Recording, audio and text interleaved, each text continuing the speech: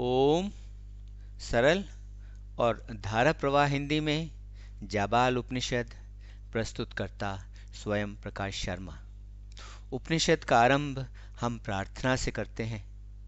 हे परम ब्रह्म परमेश्वर, अपने कानों से हम शुभ सुने, अपनी आँखों से हम शुभ देखें। आपके द्वारा दिए हुए जीवन को हम आनंद से भोगते हुए अपने दृढ़ अंगों वाले शरीर से हम सदा आपका गुणगान करते रहें। बढ़ते वैभव वाला इंद्र हमें समृद्धि प्रदान करे। सब कुछ जानने वाला पूषण हमें समृद्धि प्रदान करे। गरुड़ जिसके रास्ते में कभी कोई बाधा नहीं आती, हमें समृद्धि प्रदान करे। देवों के गुरु बृहस्पति हमें समृद्धि प्रदान करें। ओम शांति शांति शांति। ओम। जाबाल उपनिषद अथर्ववेद का हिस्सा है। यह एक महत्वपूर्ण संन्यास उपनिषद है और इसमें संन्यास तथा मुक्ति पर चर्चा है। मुक्ति का उपनिषद में 108 उपनिषदों की सूची दी हुई है। उस सूची में जाबाल उपनिषद क्रम संख्या 13 पर आता है, जो इसका महत्व दर्शाता है। उपनिषद देवों के गुरु बृहस्पति याज्ञवल्क्य से बोले, याज्ञवल्क्य, यह बात अच्छी तरह जान लो कि कुरुक्षेत्र देवों की भूमि है। यह देवों का आश्रय स्थल है और सभी जीवों के लिए यह विश्व की आत्मा ब्रह्म का निवास स्थान है। अविमुक्त कुरुक्षेत्र है। यह वह स्थान है जहां जीवों को मुक्ति मिलती है। यह देवों की भूमि है। यह देवों का आश्रय स्थल है और सभी जीवों के लिए यह विश्व की आत्मा ब्रह्म का निवास स्थान है। इसलिए जहां कहीं भी व्यक्ति जाए, वह सदा इसे अविमुक्त, इसे कुरुक्षेत्र ही समझे, जो देवों के लिए है और जो सभी जीवों के लिए विश्व की आत्मा ब्रह्म का निवास स्थान है। यह वही जगह है जहां जब जीवों के प्राण उनके शरीर को छोड़कर ऊपर जाते हैं, तब रुद्र उन्हें तारक मंत्र सिखाते हैं, जिस मंत्र को सीखने से वे अमर बन जाते हैं और उन्हें मुक्ति मिल जाती है। इसलिए अविमुक्त पर ध्यान लगाओ। अविमुक्त को कभी छोड़ना मत याज्ञवल्क्य। तब अत्रि ऋषि ने याज्ञवल्क्य से प्रश्न किया, याज्ञवल्क्य, मैं उस आत्मा को कैसे जान सकता हूं जो अव्यक्त और अनंत है? याज्ञवल्क्य ने उत्तर दिया, अत्रि, तुम उस आत्मा को अविमुक्त पर ध्यान लगाकर जान सकते हो, क्योंकि यह आत्मा अविमुक्त पर स्थापित है।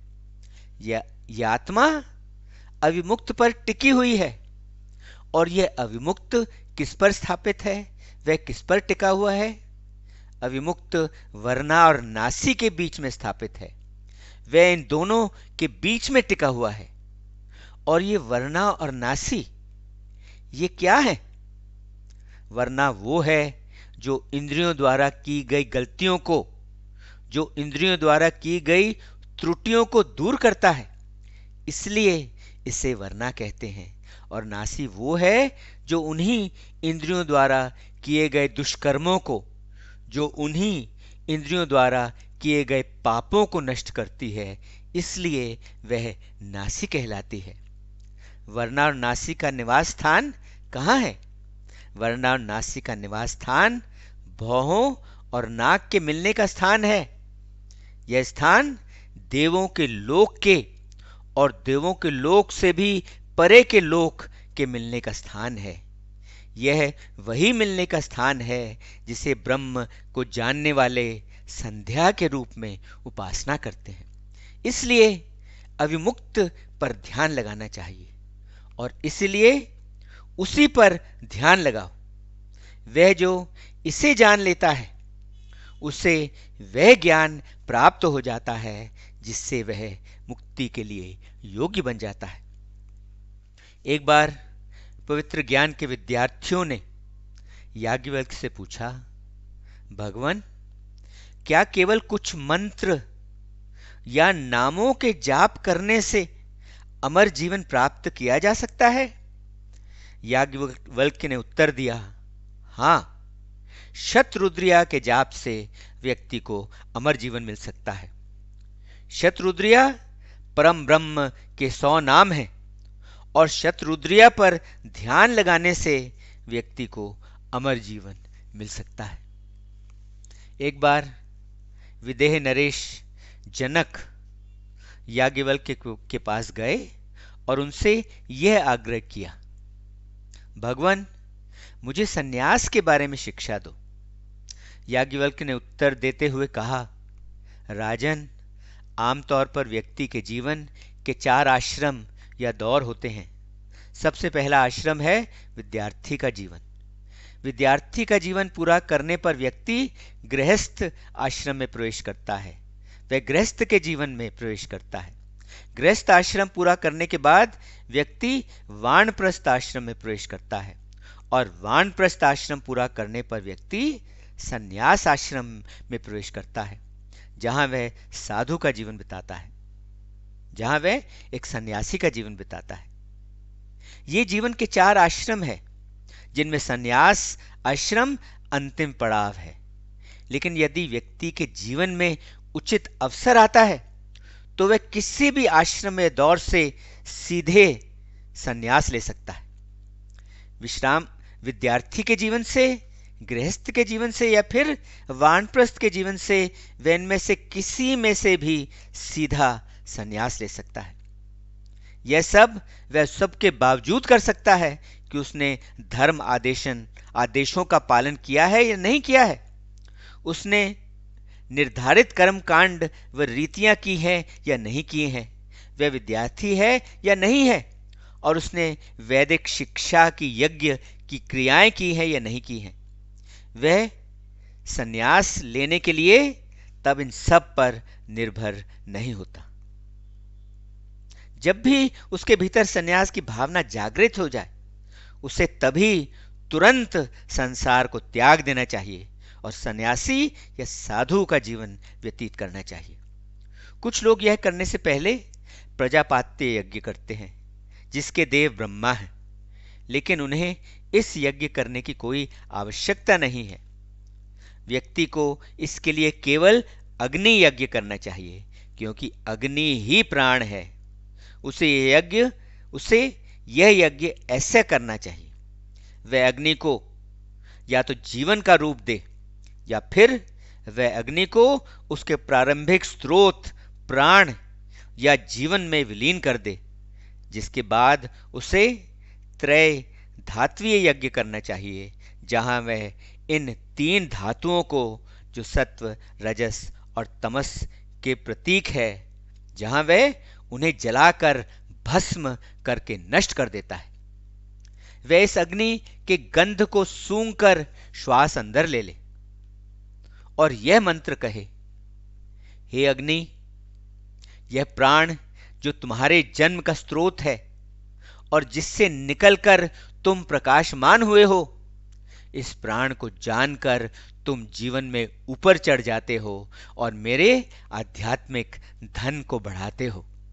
वह जो जीवन है, वह जो प्राण है, वही अग्नि का मूलभूत कारण है, वही अग्नि का स्रोत है।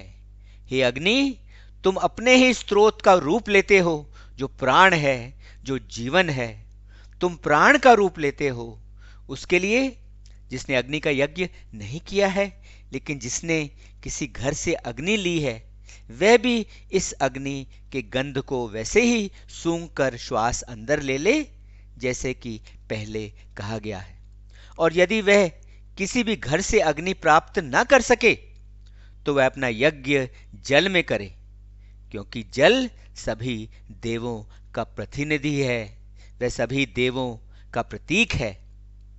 वह अपना यज्ञ यह मंत्र कहकर करे, मैं सभी देवों को समर्पित करता हूं।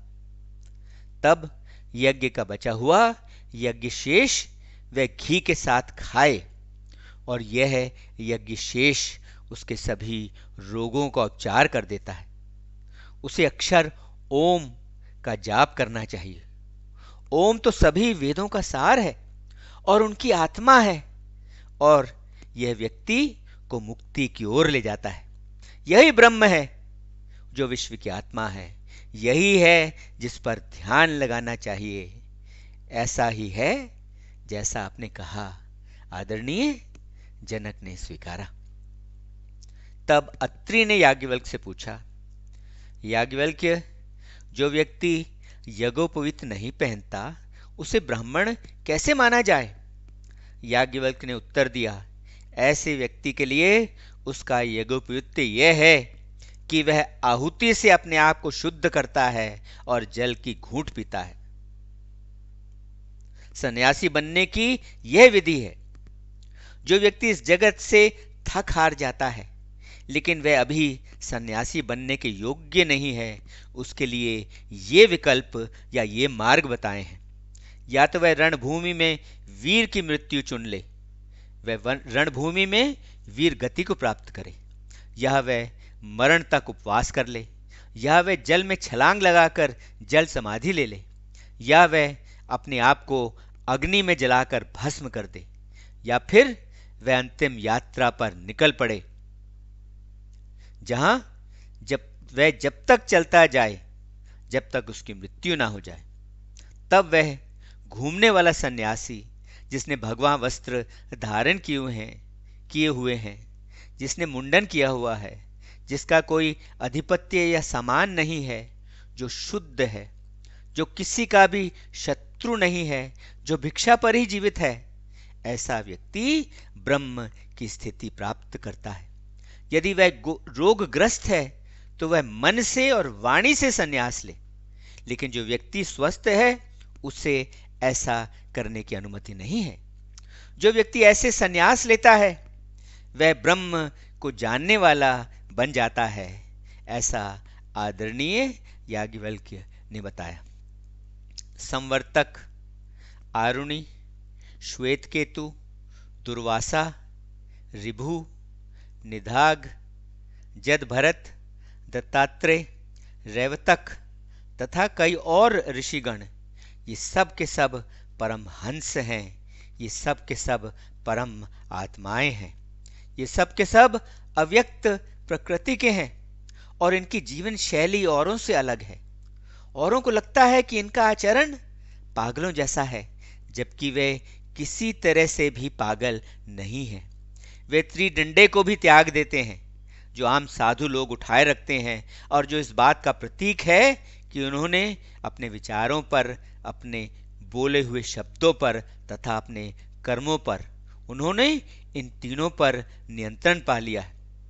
उन्होंने कमंडल को भी त्याग दिया है। उन्होंने अपनी चोटी और अपने यज्ञोपवीत को भी भू स्वाहा यह कहकर जल में त्याग दिया है। और यह सब करने के बाद तब वे आत्मा को खोजने और जानने में जुट जाते हैं। वे सब अपना प्रारंभिक रूप धारण करते हैं, जो रूप उनका तब था जब उन्होंने जन्म लिया था, जब उनका ना तो कोई बंधन था और ना कोई अधिपत्य या समान था। तब उन्हें ब्रह्म के मार्ग में बड़ी सावधानी से चलना चाहिए। साफ मन रखते हुए, शुद्ध हृदय रखते हुए वे भिक्षा द्वारा अपने पेट के बर्तन को निर्धारित समय पर भरें। वे लाभ और हानि को समान समझे। वे इन जगहों पर निवास करें, निर्जन घर में, मंदिर में, झाड़ी में, बांबी में, पेड़ की जड़ों में, कुम्हार के घर में, आग जलाने वाली जगह में, नदी के रेतीले टीले में, पहाड़ पर, पेड़ के खोखले तने में या वीरान जगह के नदी नाले में। तब बिना कोई प्रयत्न किए, बिना अहंकार की भावना से, सदा ध्यान में लगे हुए, अपनी उच्च आत्मा में स्थापित और सदा अपने पापों के प्रभाव को दूर करने में लगा हुआ ऐसा सन्यासी त्याग भावना से अपना शरीर छोड़ देता है। ऐसा वास्तव में परमहंस होता है जो एक परम आत्मा है। हाँ, ऐसा वास्तव में परमहंस होता है जो एक परम आत्मा है। इसके साथ ही जाबाल उपनिषद संपन्न हुआ। ओम शांति शांति शांति। ओम।